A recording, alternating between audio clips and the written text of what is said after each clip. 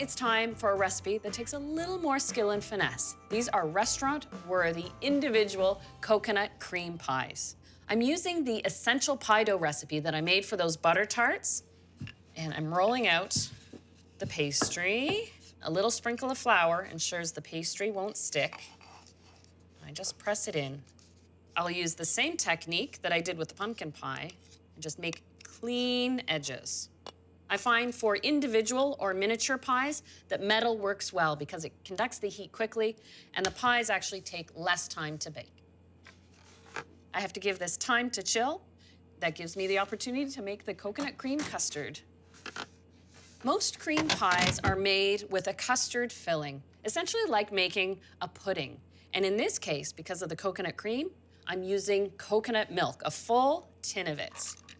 And I'll heat this up on medium with a little bit of vanilla bean paste. 2 teaspoons. 5 tablespoons of cornstarch into 5 egg yolks. Along with the cornstarch and the egg yolks, 1/3 cup of sugar. Whisk this together. As soon as the coconut milk comes up to a simmer, I'll slowly add it to this mixture while whisking. Just a gentle simmer on the coconut milk. And now I'll return this all back to the heat and stir it until the cornstarch thickens and it just begins to bubble. And this only takes a minute or 2. I do this on medium heat as well. I've got a strainer ready with 3 tablespoons of butter. Pour the pastry cream right over top. A pastry chef always strains their sauces. There, the butter has melted. And now, to go with the coconut. Just a splash of rum is nice, but of course, it's optional. I like a lot of coconut in my coconut cream pie. I'll add 2/3 cup of sweetened flaked coconut. And now this has to spend a little time cooling, but I'll cover the surface directly with plastic wrap, which you should do with any cooked custard of this style to avoid a skin on the surface of it. Once it cools to room temperature, I'll chill it down completely. And in the time it took me to make the custard, the pastry shells with the pie dough have chilled perfectly. So the first thing I do is dock it with a fork. This allows for air expansion so you don't get a little air bubble at the bottom of your pie shell.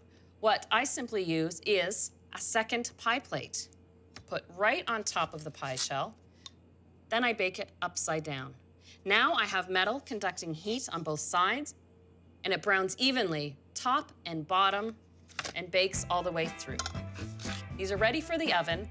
Just like the butter tarts and the pumpkin pie, I bake these in a 400-degree oven for 8 minutes. Then I turn the oven down to 375, and 8 to 10 minutes later after that, they're beautifully done. So you can see the bottom's beautifully done. And when you flip it over, the inside has that perfect golden brown. I'll let these cool with the tins on, and once cooled, they're ready to fill. I already have some cooled and ready for filling. Here we go. I've got my chilled pastry cream.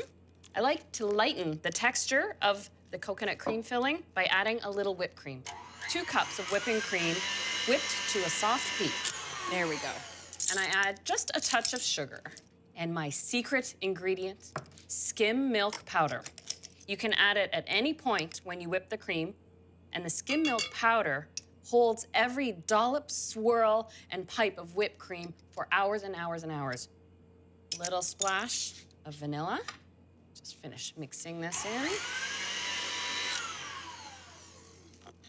So I just stir about 3/4 cup of the whipped cream into the coconut cream filling. That's just enough, just to lighten it.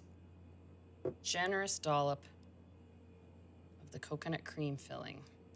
The remaining whipped cream I put in a piping bag fitted with the star tip. With flourish, pipe a big swirl on top. And if that isn't enough, the finishing touch, some toasted coconut curls.